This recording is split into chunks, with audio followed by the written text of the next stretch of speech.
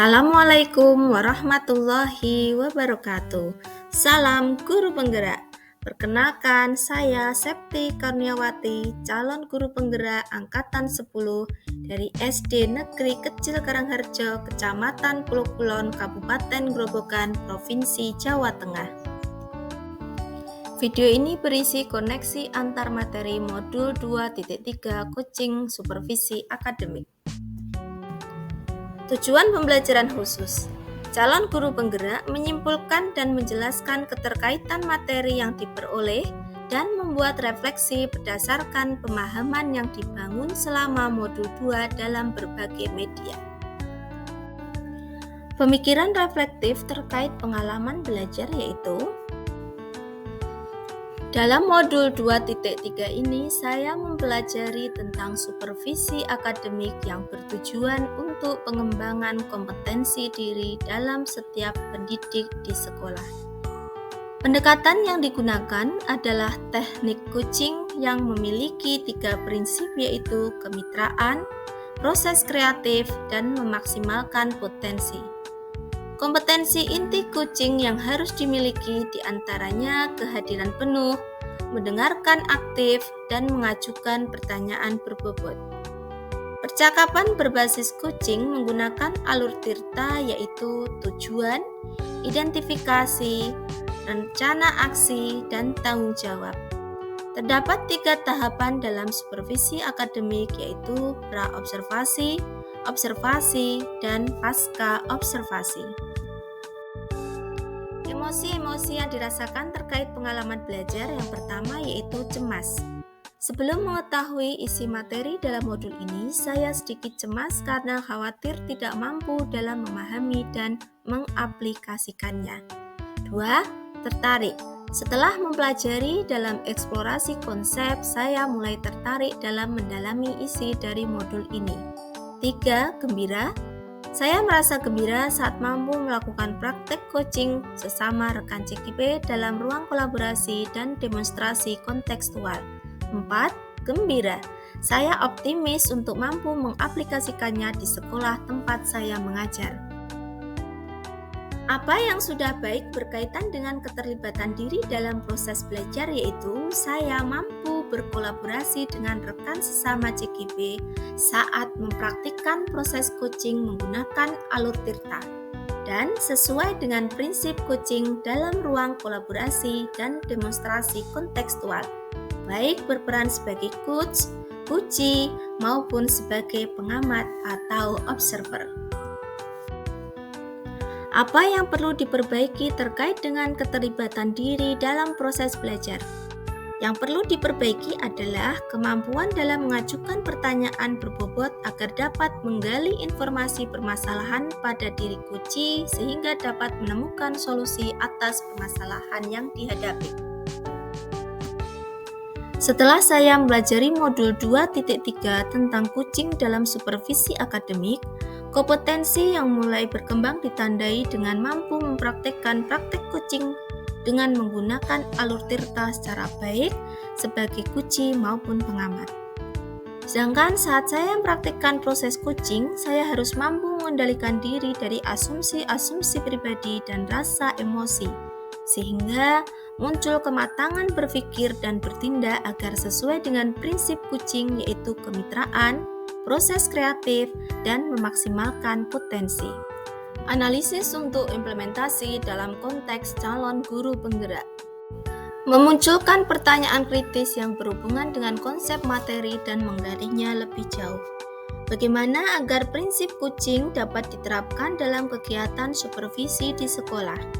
Prinsip coaching dapat diterapkan jika kepala sekolah memiliki pengetahuan tentang coaching dalam supervisi akademik dan mampu mengaplikasikannya.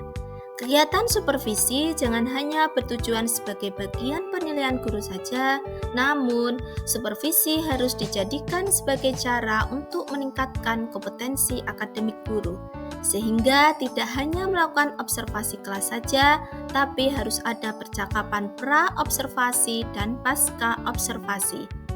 Dalam percakapan pra-observasi, kepala sekolah harus mendiskusikan perencanaan yang akan dilakukan oleh guru. Sedangkan saat pasca observasi, kepala sekolah memberikan umpan balik atau tindak lanjut terkait pelaksanaan observasi kelas yang dilakukan oleh guru. Mengolah materi yang dipelajari dengan pemikiran pribadi sehingga tergali wawasan atau insight baru.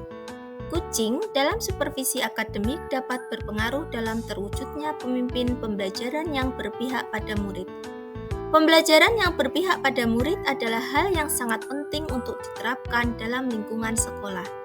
Agar dapat terwujud pembelajaran yang berpihak pada murid, maka guru harus memiliki kompetensi menjadi pemimpin pembelajaran. Menjadi pemimpin pembelajaran harus memahami perkembangan murid secara menyeluruh. Tidak hanya aspek kognitif saja, namun juga harus memahami karakter dan sosial emosional murid. Dengan demikian, kucing dalam supervisi akademik untuk mengembangkan interaksi guru agar dapat meningkatkan kinerja dan terwujudnya pembelajaran yang berpihak pada murid. Menganalisis tantangan yang sesuai dengan konteks asal calon guru penggerak baik tingkat sekolah maupun daerah. Tantangan terberat adalah menyeragamkan pemahaman tentang kucing dalam supervisi akademik kepada komunitas sekolah. Sedangkan supervisi akademik hanya dijadikan sebagai penilaian rutin kepala sekolah kepada guru saja. Seharusnya dapat dijadikan sebagai pedoman untuk meningkatkan kompetensi guru. Alternatif solusi yang dapat dilakukan adalah melakukan sosialisasi kepada seluruh komunitas sekolah saat kegiatan rapat guru agar dapat penyeragaman persepsi tentang makna supervisi akademik. Solusi selanjutnya adalah dengan memberikan contoh praktik kucing dalam supervisi akademik melalui berbagai media informasi digital yang dapat diakses oleh seluruh komunitas sekolah.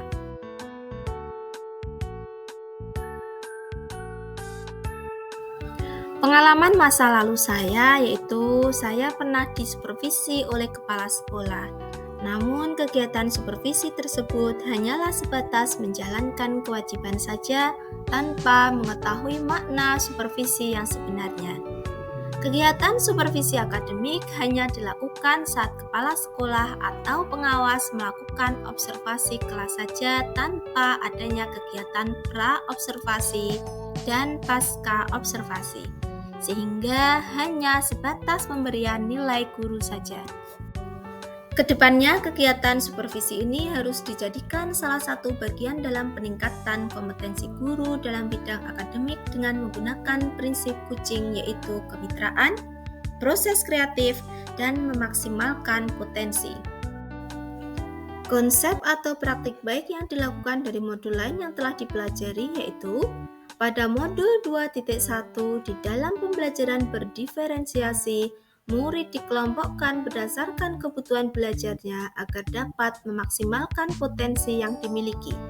Begitu pula dengan praktik kucing yang harus memaksimalkan potensi kuci agar dapat menemukan sendiri solusi atas permasalahan yang dihadapi. Pada modul 2.2, di dalam pembelajaran sosial emosional terdapat teknik stop dan mindfulness yang dilakukan untuk dapat membuat suasana menjadi lebih kondusif saat melakukan coaching. Seorang coach harus menerapkan teknik tersebut agar dapat fokus dan terwujud kehadiran penuh saat melakukan proses coaching. Pada modul 2.3, coaching dalam supervisi akademik. Informasi yang didapat dari orang atau sumber lain di luar bahan ajar PKB yaitu faktor utama pelaksanaan supervisi akademik oleh kepala sekolah. Kesadaran kepala sekolah akan kompetensi supervisi yang harus dijadikan semangat dan dukungan oleh para guru. Coaching yang diberikan kepala sekolah akan memberikan pengaruh pada proses pembelajaran. Suasana kebersamaan sekolah yang mendukung bisa dijadikan sebagai sarana untuk membangun kinerja lebih maksimal dan kegiatan supervisi akan berjalan dengan nyaman. Terima kasih dan Assalamualaikum warahmatullahi wabarakatuh. Salam guru penggerak, tergerak, bergerak, menggerakkan.